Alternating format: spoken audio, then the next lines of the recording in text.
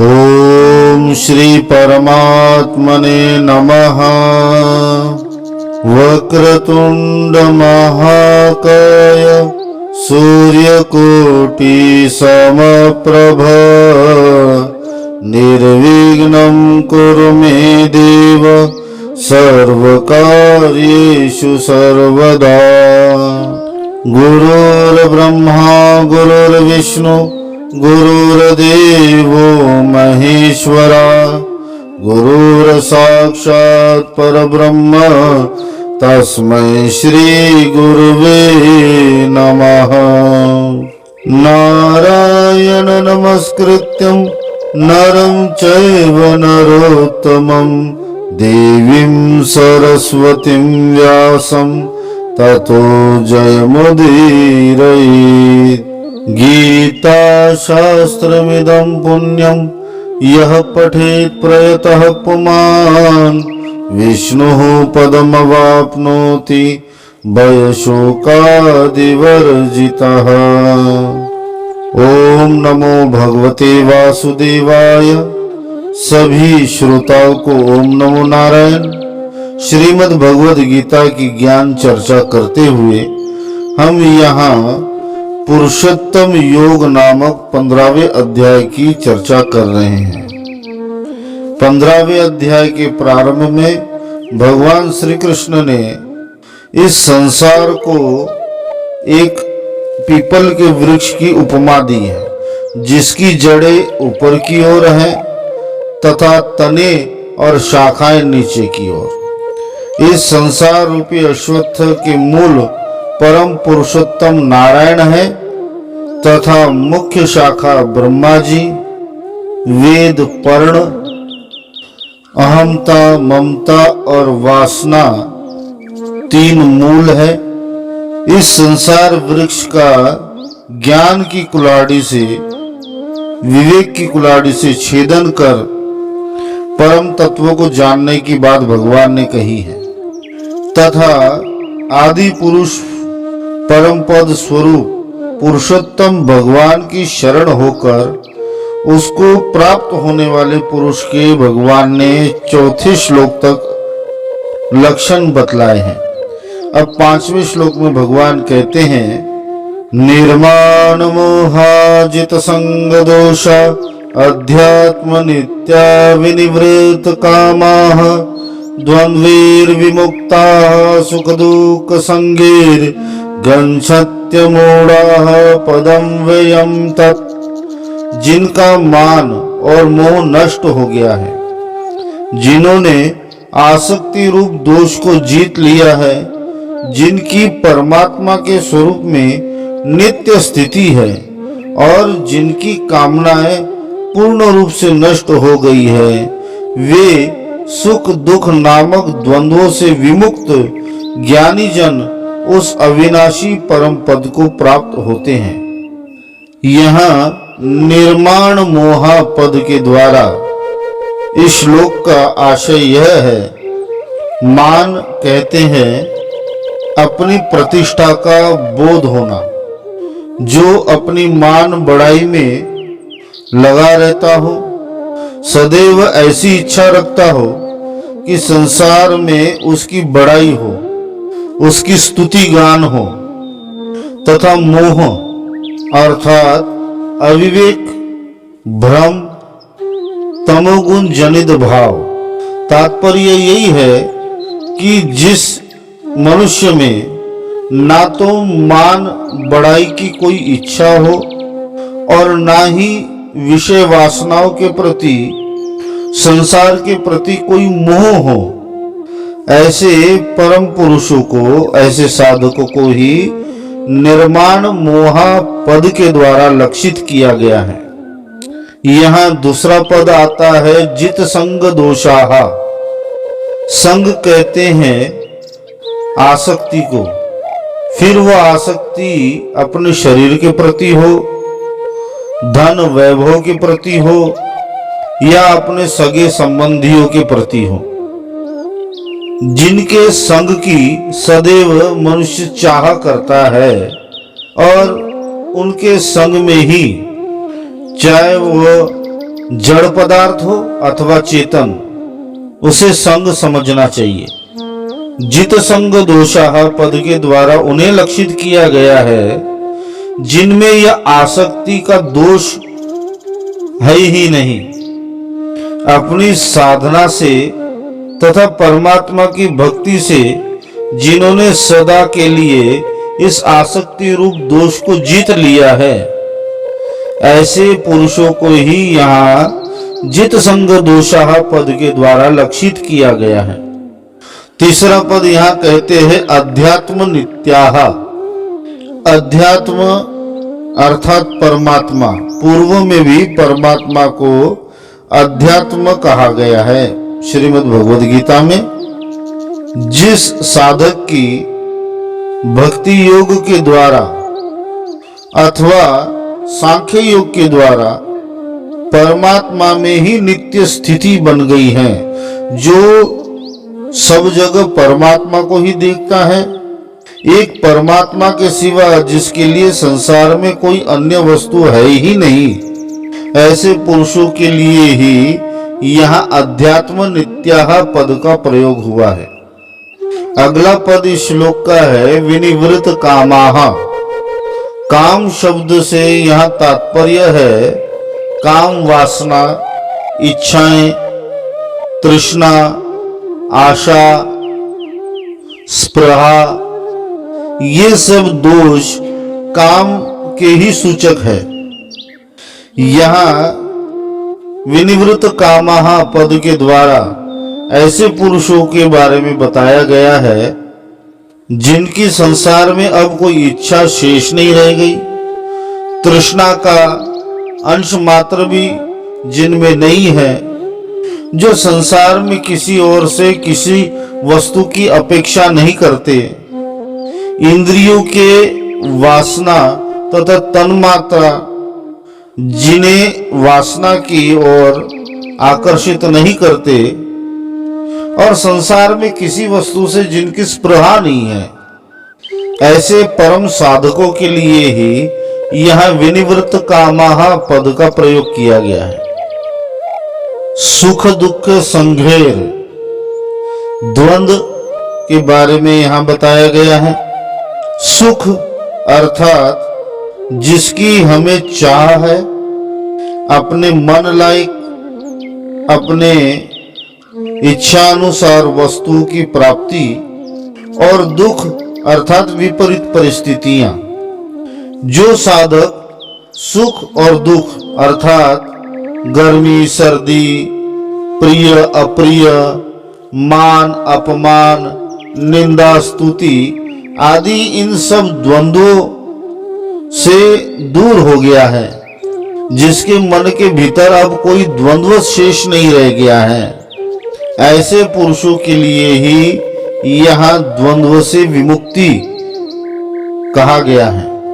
और अमूढ़ाः पद के द्वारा ऐसे पुरुषों को लक्षित किया है जिनका अज्ञान सर्वथा नष्ट हो गया है, जो संसार के तत्व को भली प्रकार जानते हैं, ऐसे ज्ञानी महात्माओं के लिए ही यहाँ अमूढ़ाः पद का प्रयोग किया गया है।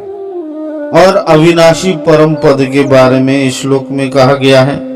अविनाशी परम पद अर्थात जिस पद को प्राप्त होने के पश्चात फिर पतन नहीं होता, ना ही पुनर्जन्म होता है और ना ही अधोगति होती है। चौथे श्लोक में जिस पद की प्राप्ति का वर्णन हुआ है, जिस आदि पुरुष पुरुषोत्तम परमात्मा की शरण होने के लिए कहा गया है, उसी परमात्मा को पा लेना ही अव्यय पद को प्राप्त होना है।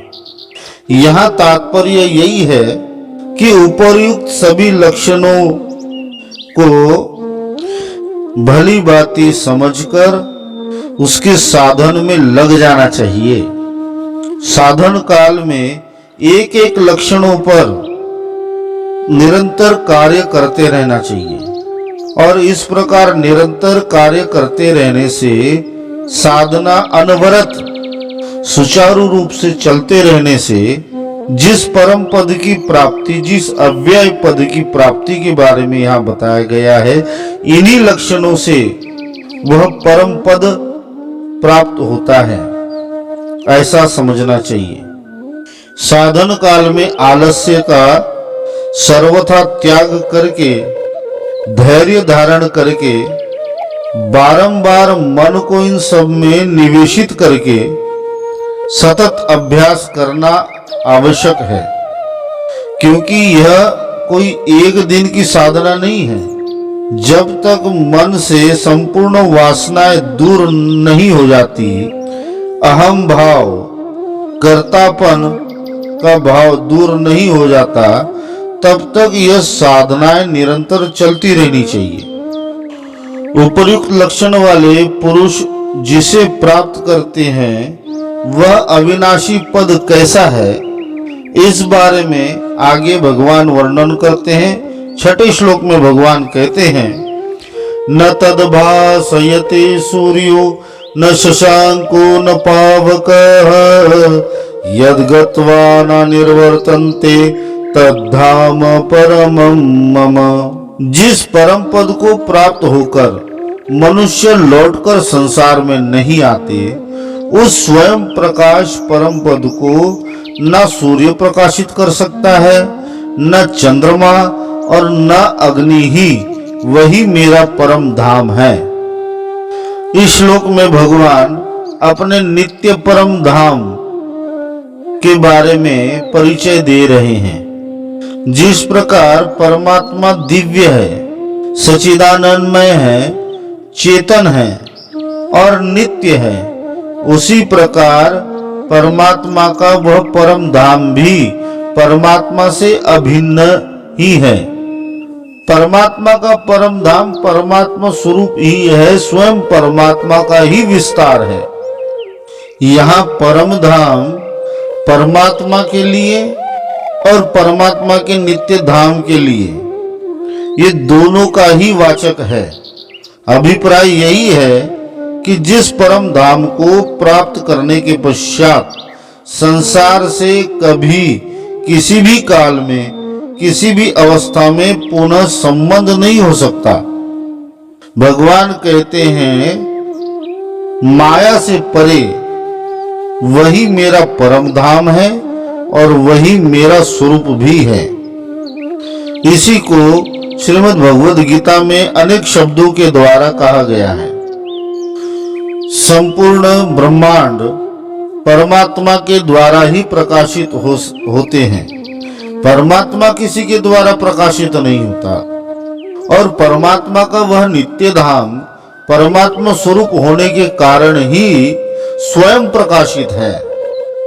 जिसे सूर्य प्रकाशित नहीं करता, सूर्य जिससे प्रकाश ग्रहण करके स्वयं प्रकाशित होता है। जिसके प्रकाश से चंद्रमा शीतल प्रकाश सर्वत्र वितरित करता है। अग्नि जिससे उष्णता तथा प्रकाश लेती है। भगवान यही कहते हैं कि जिस प्रकार मैं स्वयं प्रकाश हूँ, उसी प्रकार मेरा नित्य धाम भी स्वयं प्रकाशित ही है, क्योंकि मेरा नित्य धाम मुझसे अभिन्न है। अभिप्राय यही है कि जितने प्रकाशक तत्व माने गए हैं, उनमें से भी कोई या सब मिलकर भी उस परम पद को प्रकाशित करने में असमर्थ है, क्योंकि वे सब के सब उसी के प्रकाश से, उसी की सत्ता स्फूर्ति के किसी अंश से स्वयं प्रकाशित होते हैं। इस अध्याय में अब तक परमात्मा ने संसार वृक्ष का वर्णन किया, क्षर पुरुष का वर्णन किया, जीव रूप अक्षर पुरुष का वर्णन किया, मनुष्य योनि में अहंता, ममता और आसक्ति पूर्वक किए गए कर्मों को बताया तथा इन सब से छूटने का उपाय बताया। अब भगवान जीव का क्या स्वरूप है और उसका वास्तविक स्वरूप क्या है, यह बतलाते हैं। सप्तम श्लोक में भगवान कहते हैं, ममेवांशु जीवलोके जीवभूतः सनातनः मनः षष्ठानि इंद्रियाणि प्रकृतिस्थानि कर्षति। इस देह में यह सनातन जीवात्मा मेरा ही अंश है और वही इन प्रकृति में स्थित मन और पांचों इंद्रियों का आकर्षण करता है। जीवलोक के पद यहाँ मृत्यु लोक का वाचक नहीं है। जीव का परम लोक क्या है? जीव जहां निवास करता है अर्थात शरीर, जीवात्मा का जो निवास स्थान शरीर है उसी को यहाँ जीवलोके पद के द्वारा कहा गया है। शरीर हमारे 3 प्रकार के होते हैं। स्थूल शरीर जो स्थूल चक्षु से देखा जाता है, सूक्ष्म शरीर जिसके कारण यह स्थूल शरीर चलायमान होता है, इंद्रियां, अंतःकरण आदि, और कारण शरीर अर्थात पूर्व संचित कर्म का फल। भगवान कहते हैं कि जीवात्मा मेरा ही अंश है, मैं ही इस जीवात्मा का स्थूल शरीर, सूक्ष्म शरीर तथा कारण शरीर से संबंध कराता हूँ तथा समस्त जीवों की उत्पत्ति कराता हूँ तथा उनकी स्थिति अर्थात पालन कराता हूँ। इसलिए परमात्मा ही समस्त जीव समुदाय के परम पिता है, ऐसा समझना चाहिए। जिस प्रकार पुत्र को पिता का ही अंश माना गया है, उसी प्रकार हम सब जीवात्माएं भी उस परमात्मा के ही अंश है। तात्पर्य यही है कि भगवान कहते हैं कि जैसे मैं स्वयं चेतन हूं वैसे मेरा अंश भी स्वयं चेतन है। अंशी अंश से कदापि भिन्न नहीं होता। जैसे परमात्मा अनादि है, नित्य है, सनातन है, इसी प्रकार जीवात्मा परमात्मा से भिन्न ना होने के कारण जीवात्मा भी अनादि है, नित्य है और सनातन है। जिस प्रकार समुद्र से भिन्न हुई अलग हुई बूंद में समुद्र के जल के ही गुण होते हैं, ठीक इसी प्रकार परमात्मा के अंश में भी परमात्मा के ही गुण होते हैं। जिस प्रकार घटाकाश और चिदाकाश एक है, उसी प्रकार परमात्मा सर्वत्र व्याप्त होने के कारण जीवात्मा और परमात्मा भी एक ही है। परंतु विभिन्न प्रकार के शरीरों के साथ संबंध होने से हमें वह पृथक पृथक अलग अलग दिखाई पड़ते हैं। इसीलिए उन सभी शरीरों में स्थित जीव को परमात्मा का ही अंश माना जाता है। यहाँ भगवान इंद्रियाणि की पद के साथ प्रकृति स्थानी विशेषण का प्रयोग करते हैं। तात्पर्य यही है कि इंद्रियों के जो भी कार्य है वे सभी प्रकृति जनित ही है। प्रकृति ही शरीर का आधार है, इंद्रियों का आधार है। यही बताने के लिए इंद्रियों के साथ प्रकृति स्थानीय विशेषण दिया गया है। मन षष्ठानि इंद्रियानि अर्थात 5 इंद्रियां और 1 मन, यह 6 ही सब विषयों को प्रधान रूप से अनुभव करते हैं। 5 ज्ञानेंद्रियों के बिना हमारी कर्मेंद्रियां भी कार्य नहीं करती। कर्मेंद्रियों का सुचारू रूप से कार्य करना ज्ञानेंद्रियों पर निर्भर करता है। इसलिए यहाँ मन के साथ इंद्रियों की संख्या 6 बताई गई है। यहाँ यह कहा गया है कि जीवात्मा इन मन से 6 इंद्रियों को आकर्षित करता है। इसका तात्पर्य यही है कि जब भी जीवात्मा एक शरीर से किसी दूसरे शरीर में प्रवेश करता है, तब जीवात्मा मन के साथ में इंद्रियों को आकर्षित करके अपने साथ ले जाता है। यदि दूसरे अर्थ में लिया जाए तो यह भी आशय यहाँ बनता है कि जब कभी हमारा मन तथा इंद्रियां किसी विषय की ओर आकर्षित होते हैं, तब प्रथम ज्ञानेंद्रिय ही आकर्षण का अनुभव करती हैं और ज्ञानेंद्रियों के आकर्षण अनुभव करने के पश्चात ही कर्मेंद्रियां हमारी कार्यान्वित होती हैं। अर्थात नेत्रों ने किसी विषय को देखा, मन ने उसका चिंतन किया, तब कर्मेंद्रियां उसकी ओर आकर्षित होती हैं। जीवा ने किसी स्वाद का अनुभव किया, तब इंद्रियां उसकी ओर आकर्षित होती हैं। कर्ण ने अपनी स्तुति सुनी, तब अहम भाव भीतर प्रवेश और ज्यादा दृढ़ करता है और अपनी स्तुति बढ़ाई सुनने की इच्छा प्रकट होती है। त्वचा में कोमल और कठोर स्पर्श का अनुभव होता है। कठोर स्पर्श से बचने के लिए त्वचा कोमल स्पर्श को ढूंढती है। इसी बात को यहाँ कहा गया है कि मन सहित ज्ञानेंद्रियां आकर्षित करके इंद्रियों को अपने साथ ले जाती हैं।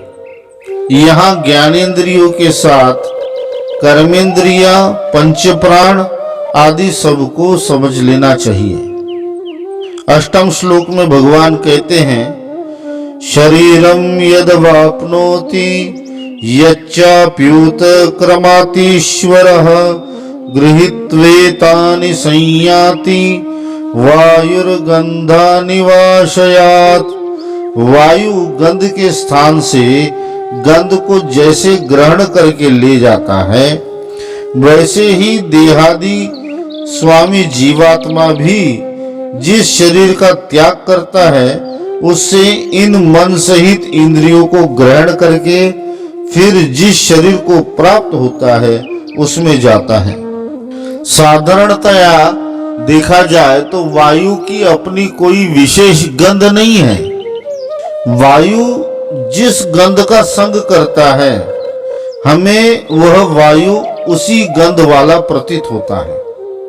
यहाँ इस उदाहरण के साथ यूं समझना चाहिए कि वायु अर्थात जीवात्मा और पुष्प, चंदन, केसर, कस्तूरी आदि वस्तुएं जिनका सूक्ष्म अंश गंध, जिस प्रकार वायु सुगंध को अथवा दुर्गंध को एक स्थान से उड़ाकर दूसरे स्थान में स्थापित कर देता है, ठीक उसी प्रकार जीवात्मा भी मन, इंद्रियां, बुद्धि और पंच प्राणों के समुदाय आदि सूक्ष्म शरीर को एक स्थूल शरीर से निकालकर दूसरे स्थूल शरीर में स्थापित कर देता है।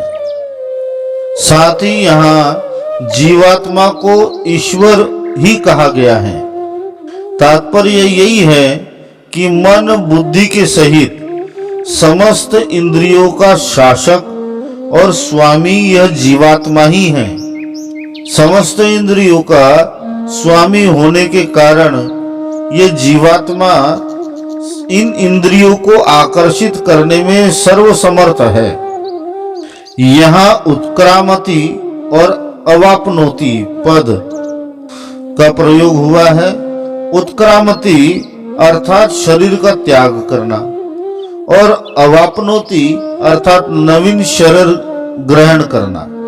आशय यही है कि ये जीवात्मा मन तथा समस्त इंद्रियों समुदाय को लेकर जब एक शरीर का त्याग करता है और अपने साथ समस्त इंद्रिय समुदाय को ले जाकर जब दूसरे शरीर को ग्रहण करता है, तब वह समस्त इंद्रियां उसमें स्थापित कर देता है। वास्तव में देखा जाए तो जीवात्मा परमात्मा का ही अंश होने के कारण वह नित्य है और अचल है। इसलिए जीवात्मा कहीं आता जाता नहीं है, परंतु सूक्ष्म शरीर के साथ इसका संबंध होने के कारण हमें जीवात्मा आता और जाता प्रतीत होता है। आत्मा का इंद्रियों के साथ संयोग होने से ही वह जीवात्मा कहलाता है। आत्मा ना तो कहीं आती है ना कहीं जाती है, वह नित्य और स्थायी है। परंतु इंद्रियां, मन आदि सूक्ष्म शरीर एक शरीर को त्याग कर आत्मा के ही प्रभाव से दूसरे शरीर में स्थापित होती है। को यहाँ संयाति पद के द्वारा बताया गया है। आज के लिए इतना ही। ओम नमो भगवते वासुदेवाय। हरिओम तत्सत, हरिओम तत्सत, हरिओम तत्सत।